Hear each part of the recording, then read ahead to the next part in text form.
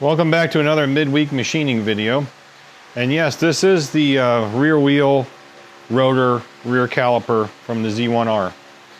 And what I want to do is I want to make a cap for this space here that normally is a plastic cap that covers the pads here. This is basically unobtanium. Let me get you a better shot of that spot there. The only place I found a listing for it, I guess it's a reproduction, is Johnny's Vintage, but he always shows it out of stock. I can't find it anywhere. I mean, I can't even find a used one. In fact, I would say at this point, it would probably be the most unobtanium part I've ever run into as far as a restoration or a repair goes for a motorcycle. Anyway, we're going to try to make something. And we're going to try to make something out of this. First step, bandsaw. Ooh.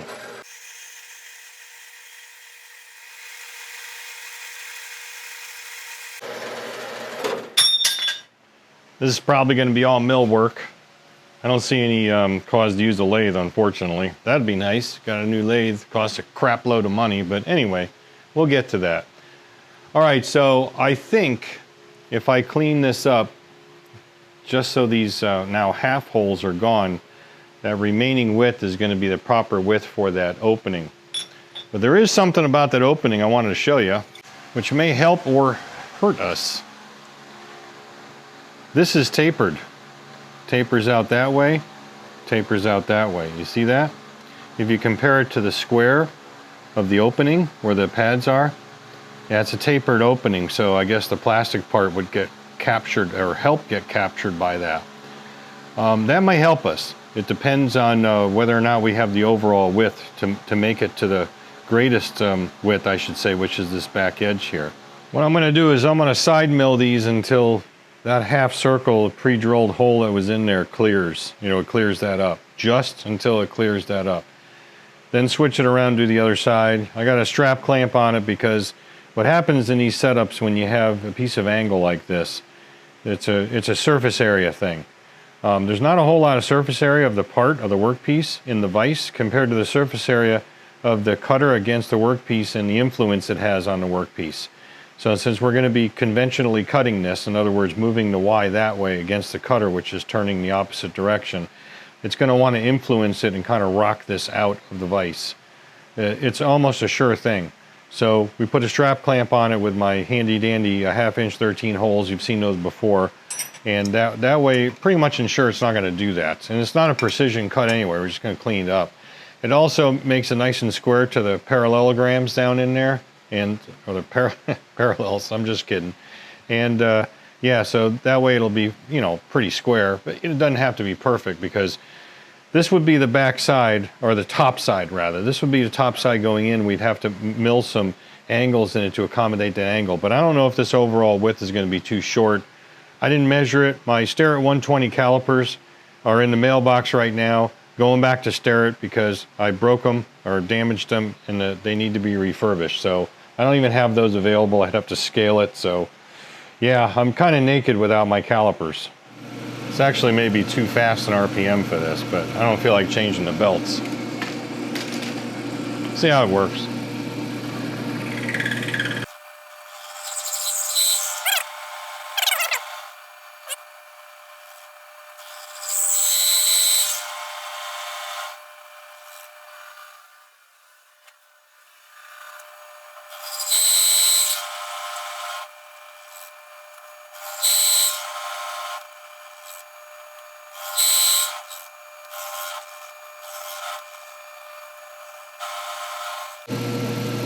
I will go ahead and climb mill it a little bit, just a skosh, and that'll take that chatter out of it.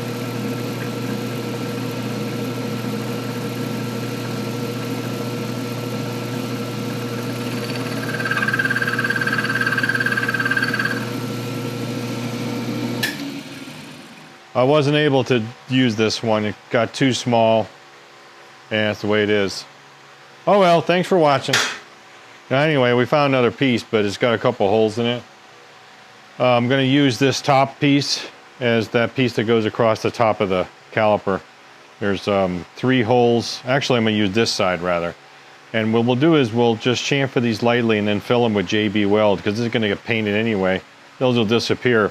These are going to end up being gone because we're going to have to make radius right here and make a little clearances, so this kind of sits down in where it's supposed to sit.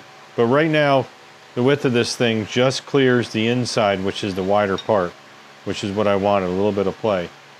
And then I got to figure out what this taper is now, because we need to get that cut in.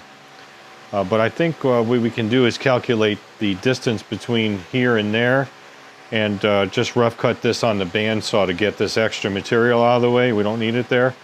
So I'll do that off camera, and we'll come back and see if we can figure out what the angle is on that. Maybe just guess, I don't know.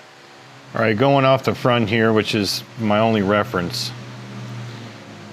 Put this in here so it lines up to the edge. And I was guessing at 3 degrees, and that's exactly what this is showing.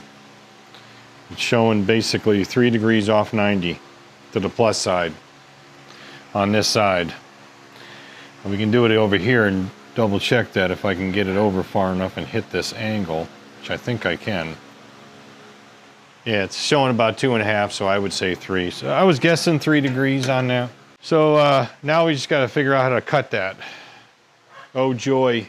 So this is how we do this. We got the thing set at, or the protractor there set at 3 degrees. And I think I've got enough movement on this vise between, you know, the T-slots to get 3 degrees out of it. If not, I don't think I do actually. Yeah, no way. What I'm going to do is I'm going to leave this one in, snug it up, and then we'll just move this one and use a clamp, strap clamp over here to hold that side of the vise down. Just the way it is. And then we'll just rotate the vise to 3 degrees. That's pretty good right there, I'll show you.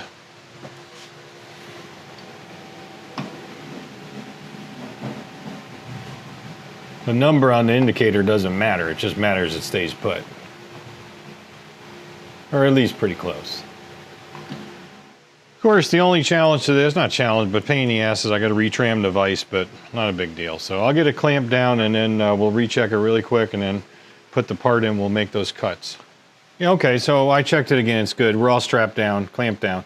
So we put the widest part in the back, because that would be the area away from the cutter. This would be the area close to the cutter. Ergo, that's the area we want to cut.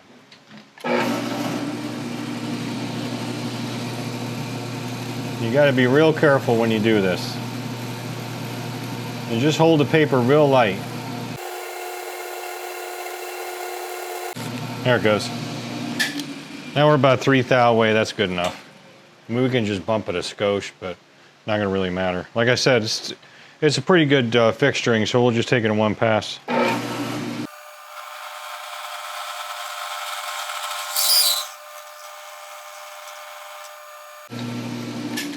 All right, now I'm gonna do that rest the other side off camera. I gotta flip it over though, because if we try to do it the other way by keeping it upright but turning it around, it's gonna be the wrong angle of the dangle. We want that wider part up toward the cutter, again, on this side. So if we do it this way, we're duplicating it, we're mirror imaging it really, from this side to that side, as opposed to doing it this way, okay? So what we're gonna do is keep that wide area back. Put her back in and just do the same thing over again.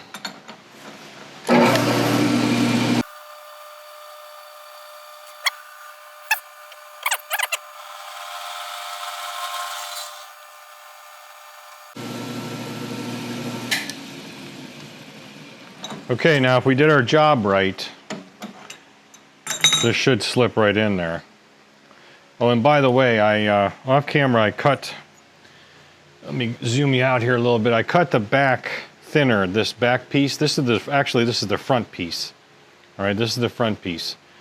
That will put a radius in to sit down on that, which is really the outside of the casting where the piston is.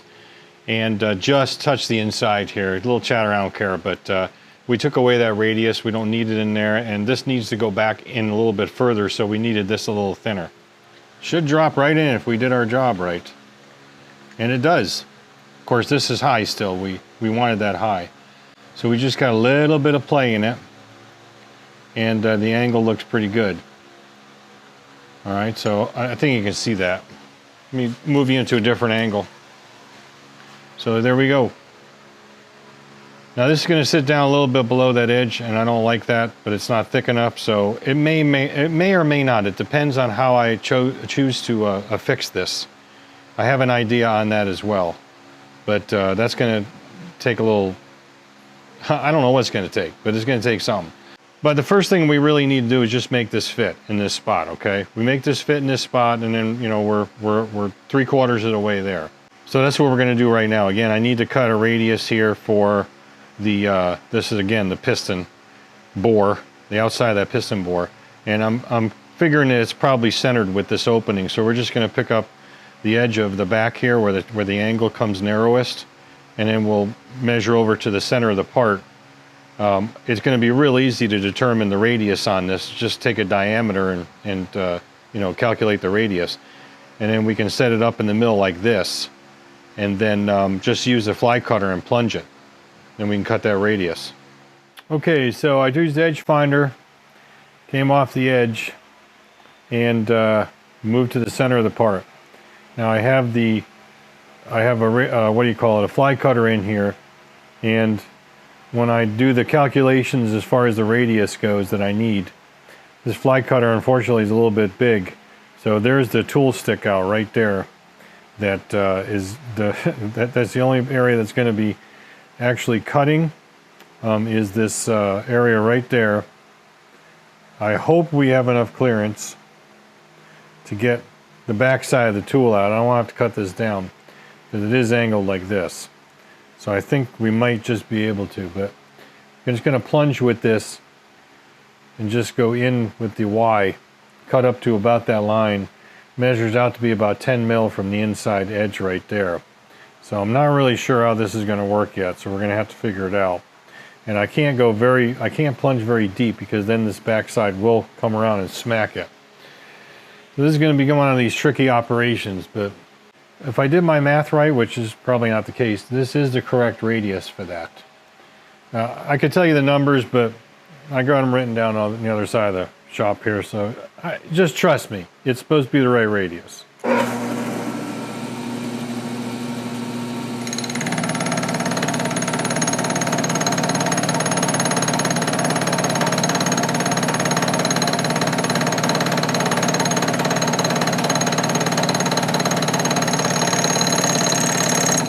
Yeah, see, we're hitting.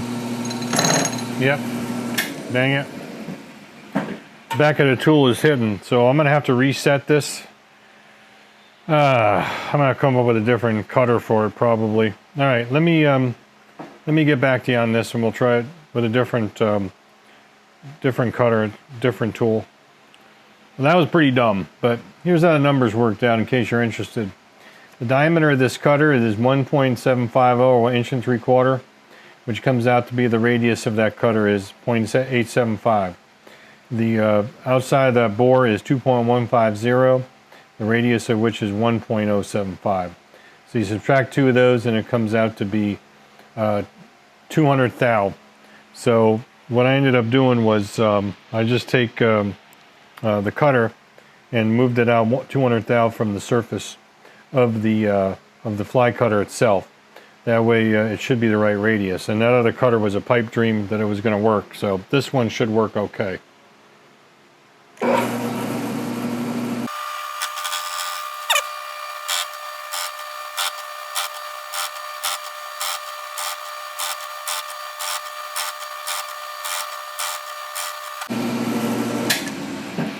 I'm going to take it out and try it, but I'm going to set up a stop first with a clamp. That way I can just put this back in and not have to re-indicate it in. But let's go try it after I do that. Well, that looks to be pretty good as far as the radius goes. Now we got to make some clearance so this thing will sit down further. So essentially these outside edges need to be brought down as well. I'm not sure exactly how I'm going to do that, but I'll figure it out. Yeah, I think I'll just switch over to an end mill and I'll start whittling those down. I'm going to do the rest of this off camera till we come back and we can do some finite fitting. But that's what I'm going to do. I'm going to whittle down these edges here and then come back so it fits down. It's got clearance on those edges, these guys there, and also hits the radius. And I'll show you what we're going to do for the rest of this. All right, so here's the piece, and the astute among you will note that I started to cut this radius and the vise was still cocked over 3 degrees. I realized that, but that's okay because it was a rough cut anyway, and I trammed the vise back in off camera, and then I recut this a couple times actually.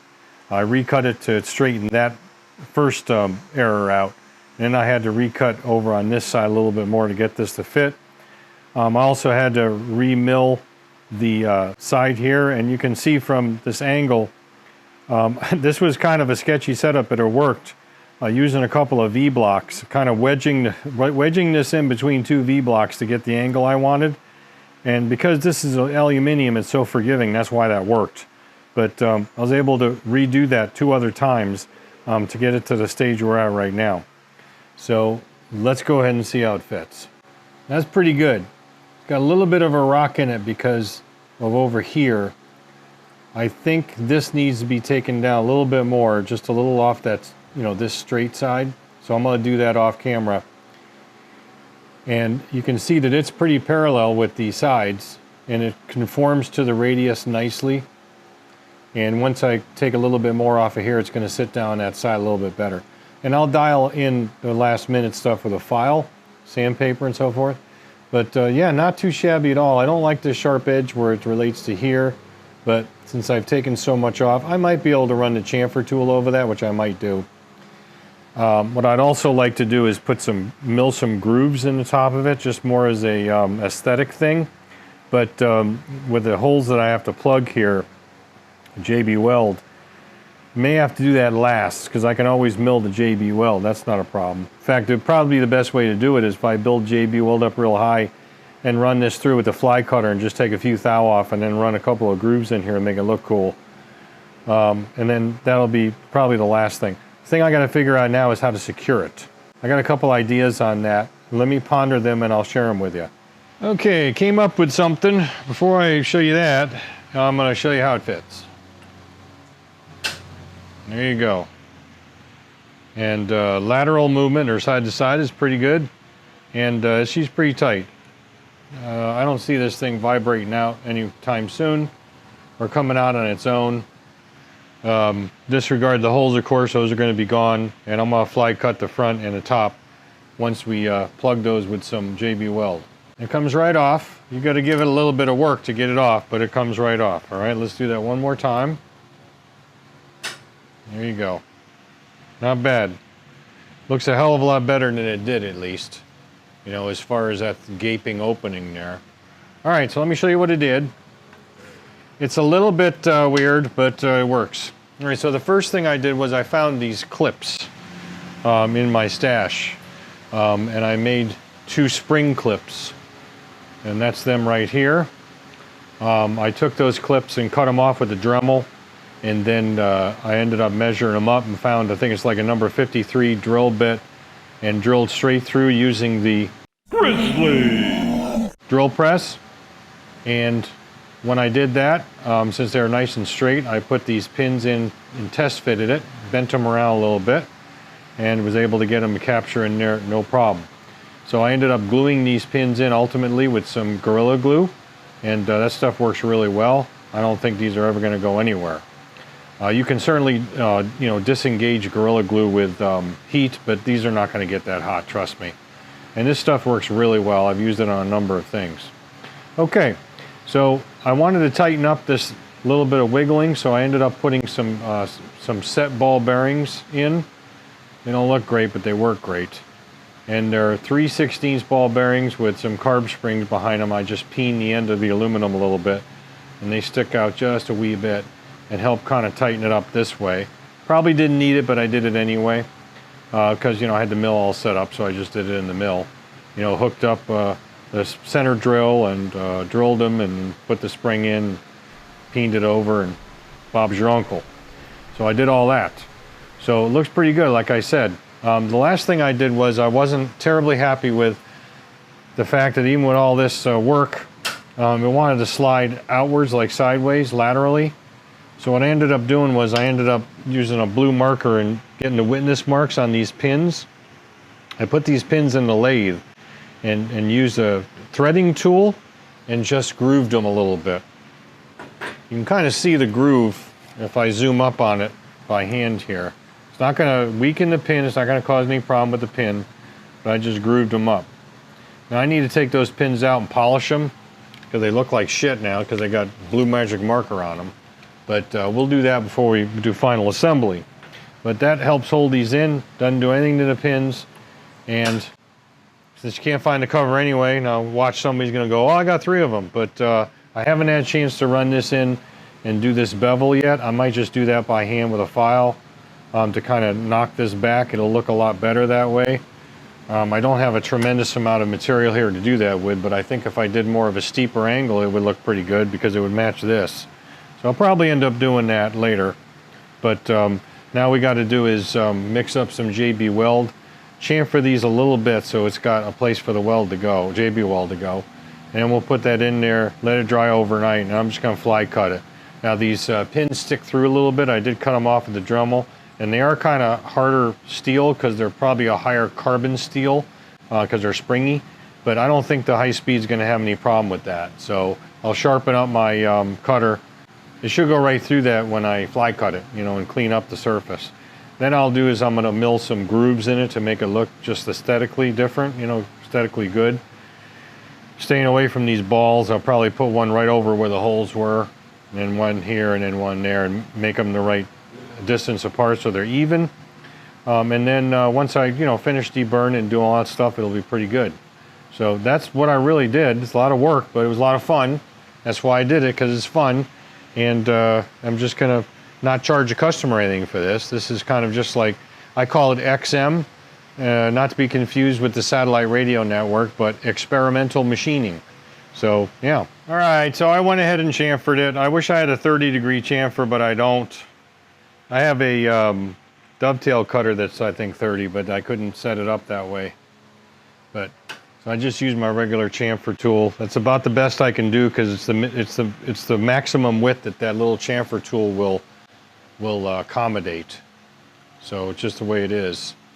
Yeah, it is what it is. I think it came out okay, and it works, functional. Hey, think of it this way. There will be no more Z1-Rs, no other Z1-Rs on the planet that has this. It's a one-off part. So got that going for it. All right, folks, that's going to be it for this midweek machining video. A little bit more in depth than I normally had planned for the segment, midweek machining, but you know, things spiral out of control when kids aren't supervised. You know how that is. But I think it came out okay. It's definitely going to be functional. I will insert a finished product of it right about here in the outro, in B-roll, so you can see what it looks like.